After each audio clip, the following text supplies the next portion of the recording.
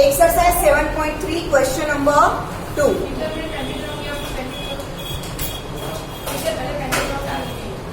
अब पेंसिल से ड्रॉ करना.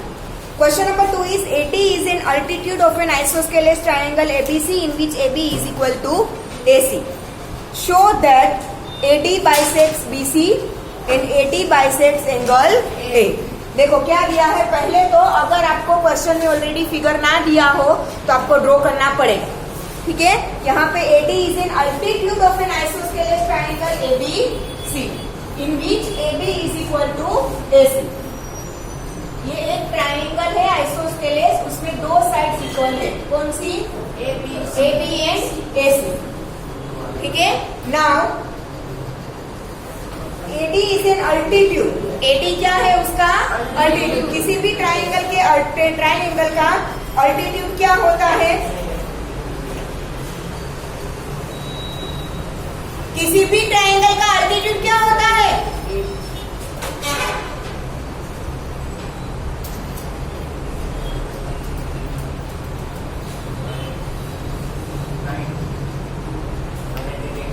किसी भी ट्राइंगल का अल्टीट्यूड मतलब किसी एक वर्टाइस में से उसकी ऑपोजिट साइड पर आप जो परपेंडिकुलर लाइन सेगमेंट ड्रॉ करते हो या तो परपेंडिकुलर लाइन ड्रॉ करते हो, that is known as altitude of the triangle.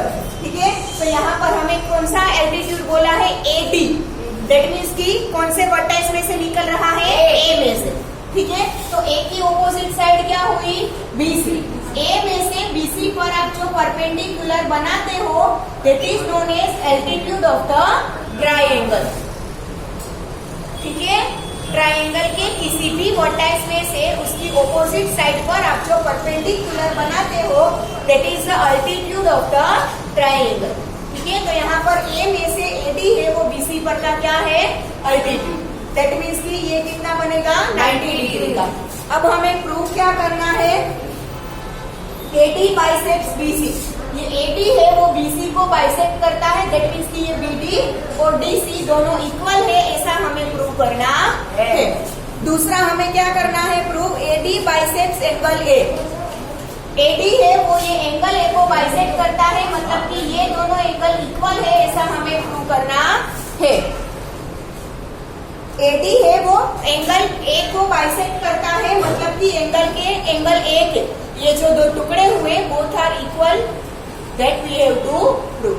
इसके लिए हम क्या करेंगे? ये दोनों ट्राइंगल बने, इन दोनों का अगर हम कंग्रुएंट प्रूव कर दे तो बाय सिंप्लिसिटी उसके ये दो पार्ट इक्वल होंगे और ये दो पार्ट इक्वल होंगे. ठीक है. अब मुझे कोई बताएगा कि ये दोनों ट्राइंगल को मैं कैसे प्रूव करूं? कंग्रुएंट कैसे प्रूव करूं?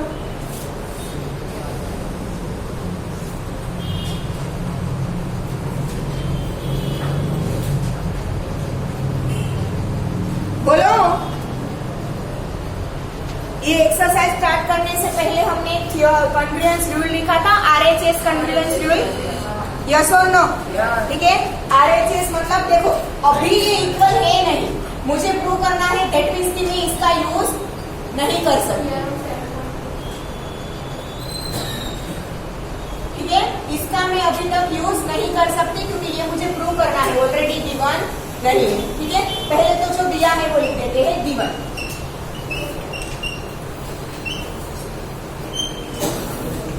गिवन क्या है? In triangle ABC AB is equal to AC is given. और क्या दिया है? AD is perpendicular to BC because AD is altitude, so AD is perpendicular to BC. इतना दे रखा है. और हमें प्रूव क्या करना है? AD bisect BC. AD bisect BC, that means कि BD is equal to BC. AD first is AD bisects BC, that means BD is equal to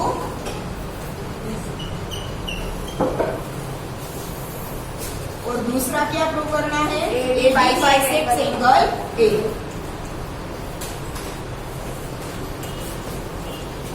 ठीक है. Now proof. ये दोनों ट्राइंगल में ये दोनों एंगल क्या हो गए 90 डिग्री के, because AD is perpendicular to BC. तो ये ट्राइंगल में एंगल एडीबी 90 डिग्री, इस ट्राइंगल में एंगल एडीसी 90 डिग्री। ठीक है, ये राइट एंगल हो गया। दूसरा, राइट एंगल की ऑपोजिट साइड क्या होती है, हाइपोटेनस, जो कि ऑलरेडी इक्वल गिवन है।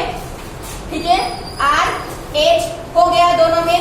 अब एस मतलब इन दोनों में से कोई एक साइड इक्वल होना, या तो ये दोनों इक्वल होना या तो ये साइड दोनों में कॉमन है तो इक्वल हो गई। तो आरएचएस कॉन्ग्रुएंस रूल से दोनों ट्राइंगल क्या हो गए, कॉन्ग्रुएंट हो गए। ठीक है, in triangle ADB and ADC,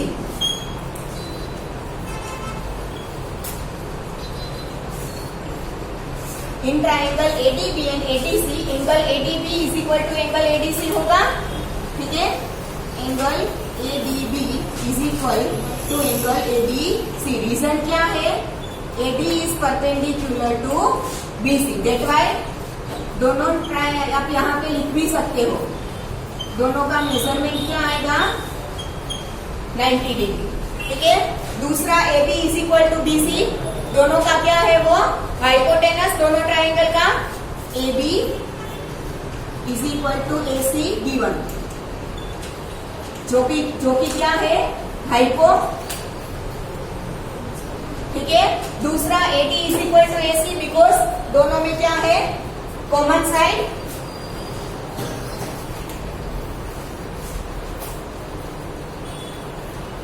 Therefore, triangle ADB is congruent. Congruency में पहले सिमिलैरिटी देखनी पड़ेगी। ठीक है, ए के साथ क्या आ रहा है ए, बी के साथ डी और बी के साथ सी।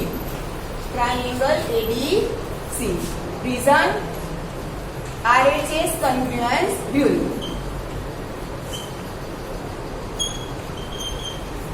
RHS congruence rule से दोनों ट्राइंगल कॉन्ग्रुएंट हो गए, तो बाय CPCT उसके कोरस्पॉन्डिंग पार्ट्स भी क्या होंगे, इक्वल होंगे।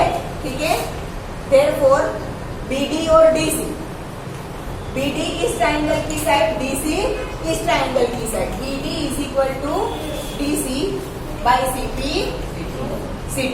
ठीक है, therefore BD is equal to DC है, that means AD bisects BC हो गया।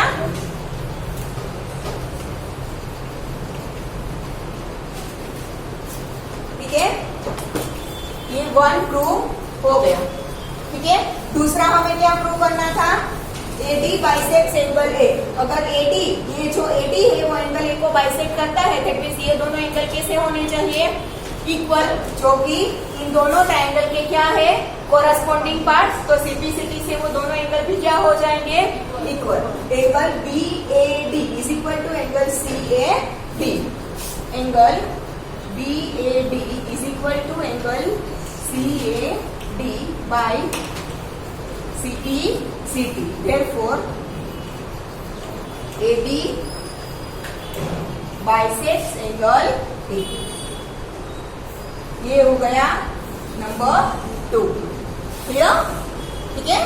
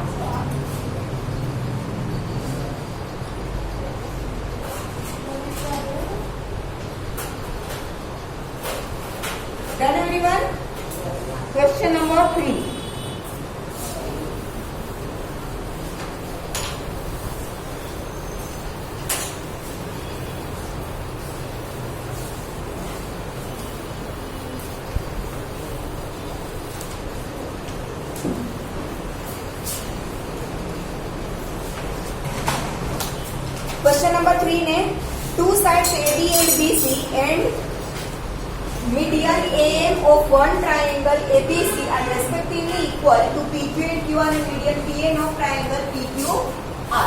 दो ट्राइंगल दिए हैं हमें, ये ट्राइंगल ABC, उसका मीडियन क्या होता है?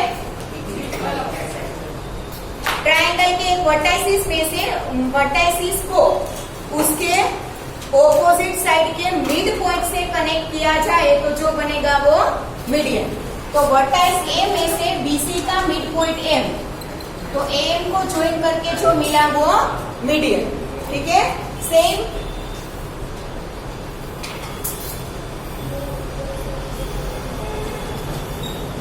ट्राइंगल PQR, QR का मिड पॉइंट M, तो P और N को ज्वाइन करके जो मिला वो मीडियन। अब हमें क्या दे रखा है? Two sides AB, BC and median AM of one triangle ABC are respectively equal to sides PQ, QR and median PN of triangle PQR।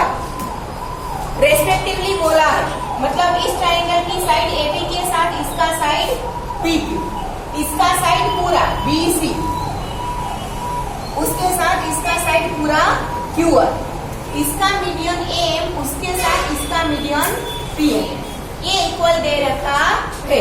तो हमें क्या प्रूव करना है? ये triangle ABM is congruent to triangle PQN। ठीक है, यहाँ पर मैंने दो लाइन की है, दैट डजंट मीन कि BM और QN के लिए है। हाँ, हमें BC और QR दिया है, समझ में आया? ये BM और QN के लिए ये दो लाइन नहीं है, ये किसके लिए है? BC और QR के लिए। ठीक है, तो वो कंफ्यूजन ना हो। पर हम क्या पहले गिवन वो डेटा लिख लेते हैं, फिर समझाते हैं। In triangle ABC and triangle PQR, side AB is equal to side PQ है। ठीक है, दूसरा है side BC is equal to side QR and medians AM is equal to PN, इतना दे रखा है। ठीक है, टू प्रूव हमें क्या प्रूव करना है? पहला तो ये ट्राइंगल ABM और ये ट्राइंगल PQN दोनों कॉन्ग्रुएंट है।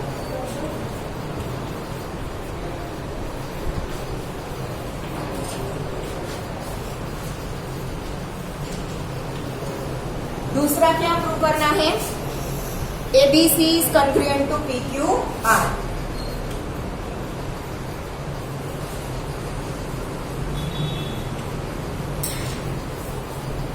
अब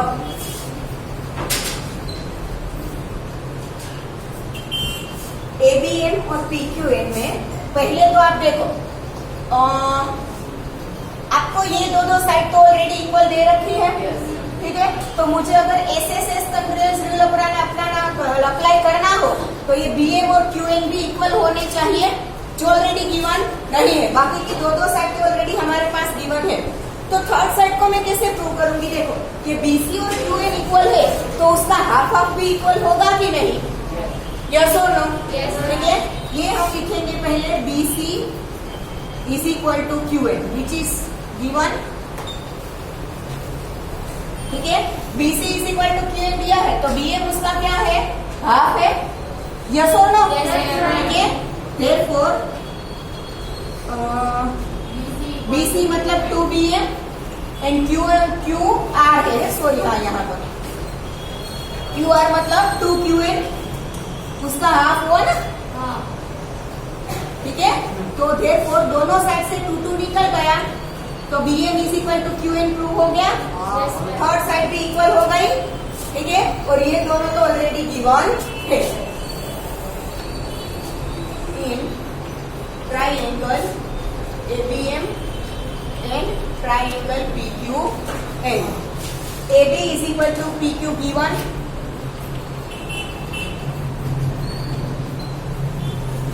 AM is equal to PM given,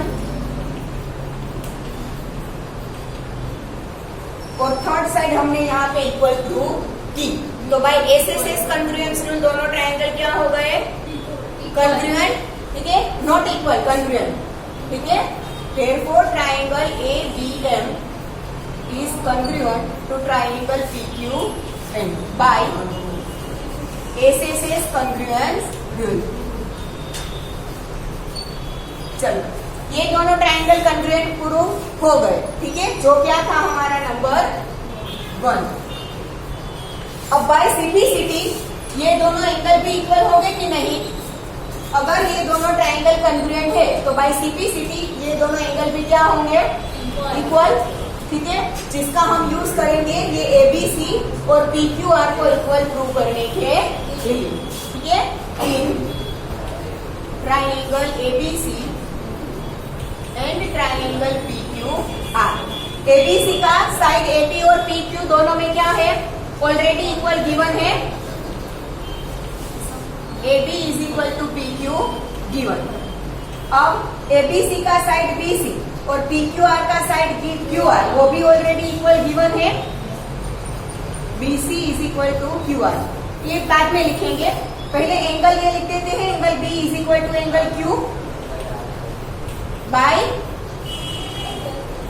simplicity ये दोनों ट्रायंगल कंग्रुएंट है तो उसके corresponding part angle B and C क्या होंगे? इक्वल हो गए बाय सिंप्लिसिटी। दूसरा, इसका साइड BC और इसका side QR already equal given है,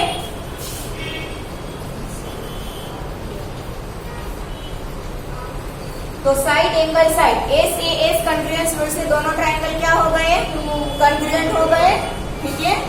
therefore triangle ABC is congruent to triangle PQR by SAS congruence rule. SAS congruence rule में एक कंडीशन क्या है कि दो साइड के बीच का एंगल आना चाहिए। तो हमने AB और BC ली, उसके बीच का एंगल B, PQ और QR ली, उसके बीच का एंगल Q है, ठीक है, हो गया proof. This is number 2।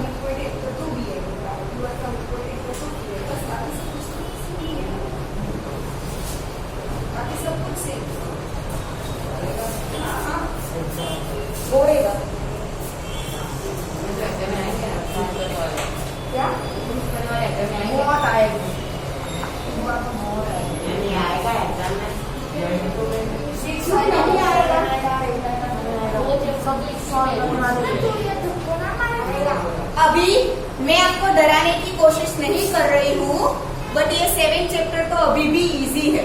8th chapter देखना, मैं आपको डराने की कोशिश नहीं कर रही हूँ, बट 7 तो 8 की कंपैरिजन में बहुत इजी है।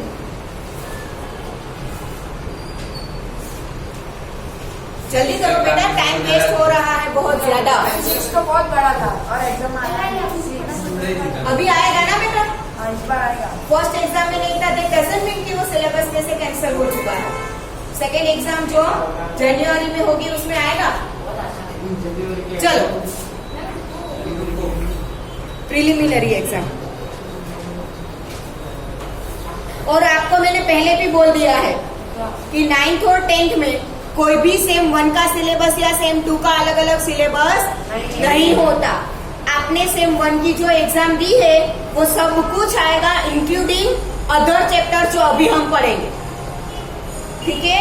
तो 9th स्टैंडर्ड में जितना भी पढ़ोगे सब कुछ एग्जाम में आएगा। फर्स्ट एग्जाम में जो भी चैप्टर थे वो सेकेंड एग्जाम में नहीं पूछे जाएंगे, ऐसा नहीं है, सब में आएगा और फाइनल एग्जाम में भी आएगा, सारे सब्जेक्ट में। अब आप 8th स्टैंडर्ड प्राइमरी में नहीं हो, अब आप हाई स्कूल में हो। और थोड़ा स्पीड बढ़ाओ।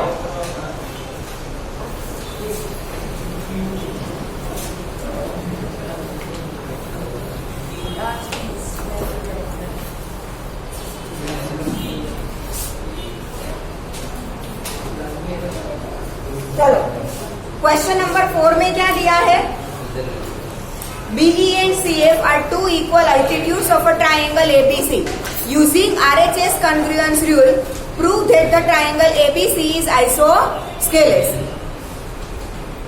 ठीक है, हमें कौन सा रूल अप्लाई करना है वो भी ऑलरेडी दे रखा है, तो हम दूसरा कोई अप्लाई नहीं कर सकते। क्वेश्चन ध्यान से पढ़ो, क्या दिया है?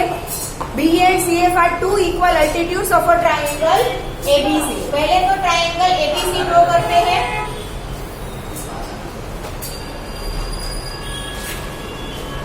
ठीक है, उसमें दो अल्टीट्यूड है BE एंड CF। अभी क्वेश्चन नंबर 2 में हमने देखा अल्टीट्यूड क्या होता है, वर्टाइस में से ऑपोजिट साइड पर परपेंडिकुलर। ठीक है, तो B में से ऑपोजिट साइड, B की ऑपोजिट साइड क्या हुई? AC। तो B में से AC पर आप जो परपेंडिकुलर बनाते हो E, अल्टीट्यूड B, और C में से ऑपोजिट साइड AB पर जो अल्टीट्यूड बनाते हो दैट इज CF। दोनों अल्टीट्यूड है, दैट मीन्स परपेंडिकुलर होंगे।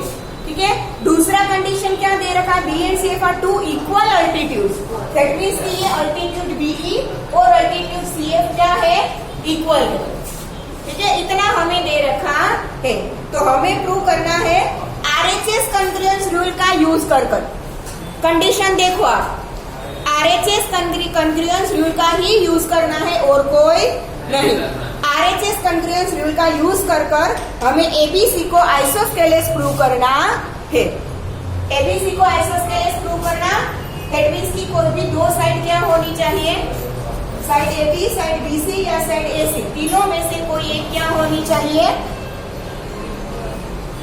तीनों में से कोई दो इक्वल होनी चाहिए। ठीक है,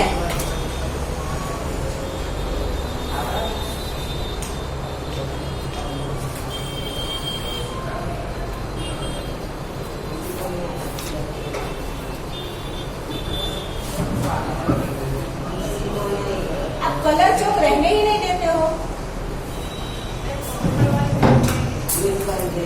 चलो यहाँ पे ध्यान सबका, हमें प्रूव करना है तो पहले डेटा गिवन है वो लिख देते हैं। Given in triangle ABC altitudes BE is equal to CF, two equal altitude दिए है ना।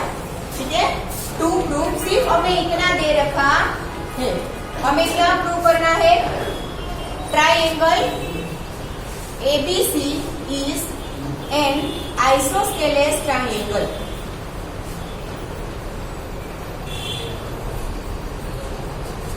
प्रूफ, हमें RHS कॉन्ग्रुएंस रूल यूज करना है। हम दो ट्राइंगल बनाएंगे, एक ट्राइंगल BFC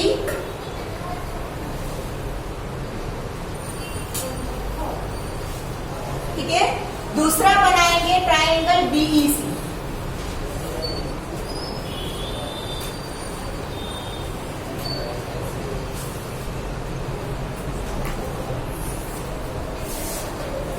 दो ट्राइंगल बनाए। अब यहाँ पे आपको दिख रहा है कि अगर ये 90 का है तो ये भी 90 का होगा। ठीक है, अब ये ट्राइंगल का एंगल F90, ये ट्राइंगल का एंगल E90, तो राइट एंगल तो बन गया। हमें कंपलसरी क्वेश्चन में बोल रखा है कि RHS कॉन्ग्रुएंस रूल ही यूज करना है, तो ये दोनों राइट एंगल तो हो गए। अब राइट एंगल की ऑपोजिट साइड मतलब हाइपोटेनस, हाँ, एंगल F की opposite side BC, same angle E की ऑपोजिट साइड भी क्या होगी? BC, जो कि दोनों ट्राइंगल में कॉमन है तो इक्वल होगी। तो हाइपोटेनस हो गया, R एंड H हो गया। अब क्या चाहिए? S, कोई एक साइड जो कि हमें ऑलरेडी दी है, इसकी साइड CF, इसकी साइड BE ऑलरेडी इक्वल दी है, तो हो गया RHS। ठीक है, in triangle BFC and in triangle BEC and triangle BFC, angle BEC is equal to angle BFC, BEC is equal to angle BFC because both are of 90 degree. Reason is BE and CF are altitudes, ठीक है।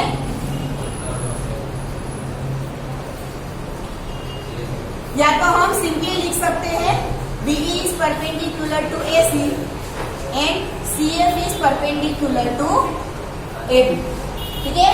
ये right angle हो गया। Hypotenuse दोनों triangle में common है BC, ठीक है। BC is equal to BC common side, और दूसरा क्या है वो हाइपोटेनस, तो R एंड H हो गया, ठीक है। अब H दोनों की एक एक साइड, ट्राइंगल BE की साइड BE और ट्राइंगल BFC की साइड CF, दोनों में क्या दे रखा है, equal.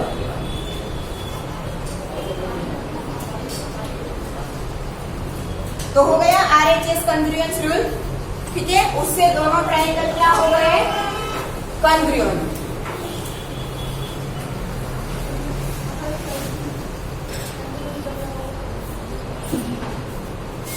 Therefore, by RHS congruence rule,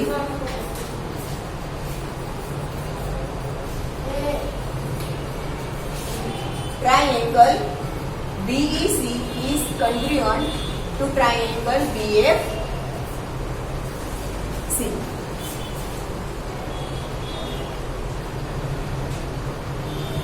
BEC उसके साथ CF भी आएगा, हाँ। BEC के साथ क्या आएगा, CF भी।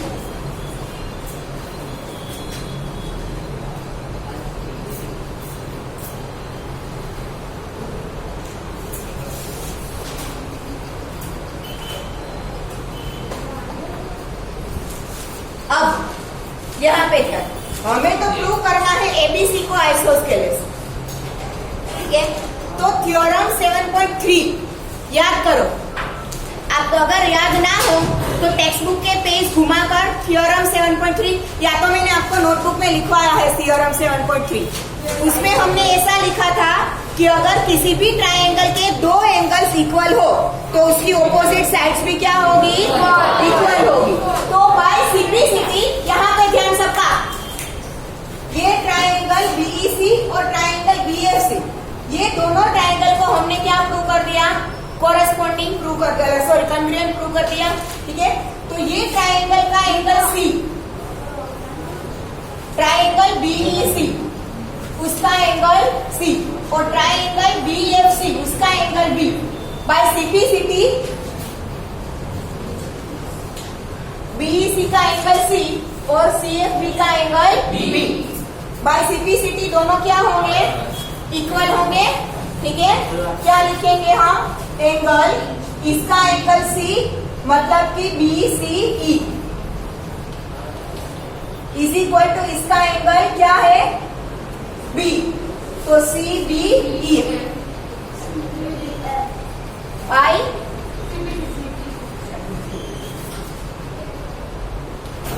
सिंप्लिसिटी से ये दोनों एंगल क्या हो गए, इक्वल। अब थ्योरम 7.3 के अकॉर्डिंग जो दो एंगल इक्वल हो उसकी ऑपोजिट साइड भी क्या होगी, इक्वल। तो एंगल B की ऑपोजिट साइड क्या है, AC, और एंगल C की ऑपोजिट साइड क्या है, AB, हो गया इक्वल, ठीक है। एंगल C की ऑपोजिट साइड AB, यहाँ पे C, और एंगल B उसकी opposite side AC bye theorem 7.3,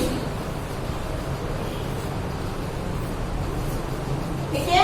अगर किसी भी ट्राइंगल की दो साइड इक्वल हो तो वो ट्राइंगल क्या बोला जाता है, isosceles triangle. Therefore triangle ABC is an isosceles triangle prove हो गया, ठीक है।